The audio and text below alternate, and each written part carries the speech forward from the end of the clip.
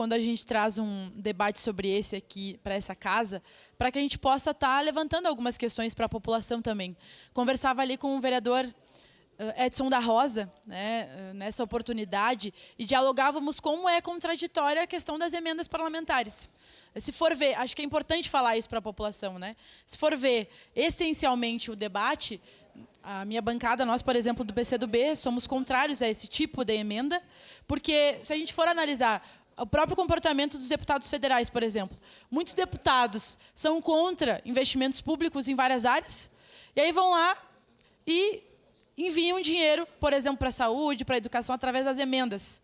Então, é contraditório, porque, na verdade, nós, enquanto esferas de governo, deveríamos estar recebendo valores do governo federal, estadual, o município também deveria dispor de valores suficiente para as políticas públicas e não depender desse tipo de artifício. Mas a questão é que, como trouxeram as vereadoras, existem as emendas parlamentares e nós precisamos utilizar da forma mais responsável possível, né? Mas, claro, que eu lembro que ano passado surgiu esse debate sobre Caxias do Sul ter ou não ter.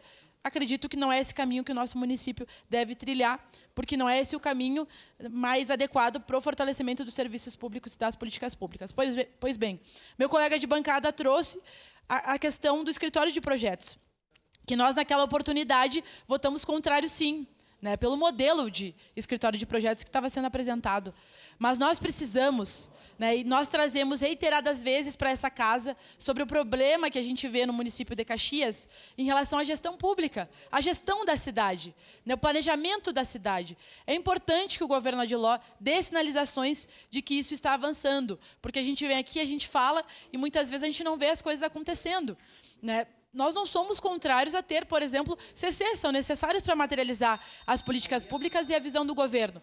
Mas eles precisam fazer o seu papel, precisam trabalhar, precisam estar nos lugares que são adequados para fazer cumprir o que a gestão pública precisa, assim como os servidores públicos contratados também precisam fazer valer os serviços públicos. Então, é esse o recado que nós gostaríamos de deixar para o governo Adiló, né? Nós não somos contrários a ter, por exemplo, como eu falei, CC, para concluir, mas nós precisamos ver as coisas acontecendo na nossa cidade da melhor forma possível. E o que a gente vê, mais uma vez, e desde o início desse governo, são algumas confusões que daqui a pouco a gente não precisaria estar passando. Obrigado, senhor presidente. Obrigado.